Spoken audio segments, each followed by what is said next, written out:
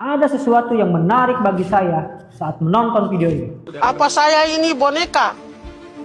Apa saya patung Asmat yang sudah diukir? Orang Papua bilang itu patung Asmat. Ukiran itu. Saya bukan ukiran Asmat. Dihentikan. Mulai dari hari ini dihentikan. Seandainya ada yang putar film itu, tolong proses orang itu. Ini Mama Yasinta Moiwen, perempuan adat dari Merauke, Papua Selatan, tokoh yang dikenal luas, pejuang yang sudah lama berdiri untuk tanah dan komunitas.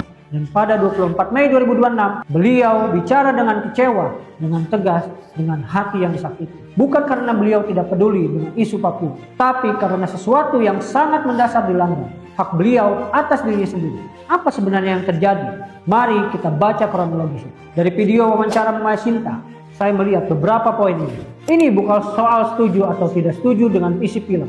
Ini soal etika yang paling dasar dalam jurnalisme dan dokumenter. Tiap manusia berhak tahu kalau dirinya sedang direkam untuk tujuan publik dan berhak menyetujuinya atau menolaknya. Mama Yasinta bukan orang awam yang buta isu.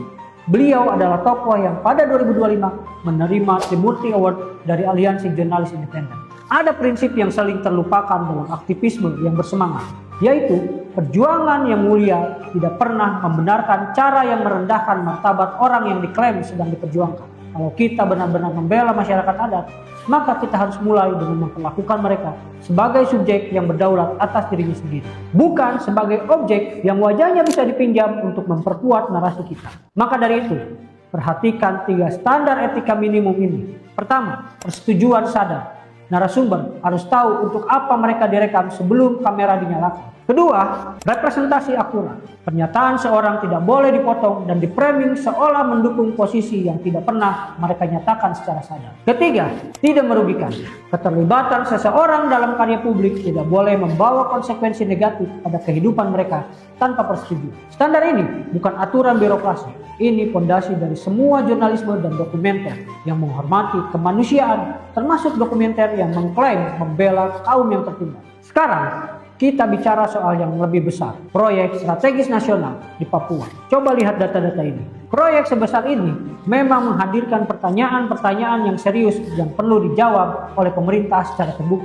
Soal kepastian hak tanah adat, soal partisipasi komunitas, dan soal dampak lingkungan. Pertanyaan-pertanyaan itu sah dan penting. Tapi ada satu hal yang tidak boleh kita lakukan, memaksakan satu narasi tunggal kepada masyarakat Papua tentang bagaimana mereka seharusnya merespon pembangunan di tanah mereka. Ada warga yang menolak PSN karena khawatir hak tanah adatnya. Ada warga yang mendukung karena berharap pada lapangan kerja dan pembangunan yang merata di sana. Keduanya adalah suara Papua yang sah. Mama Yasinta hari ini menyatakan mendukung PSN. Itu adalah pilihannya. Dan hak itu harus kita hormati. Sama tegasnya dengan hak kita membela hak mereka yang memilih menolak.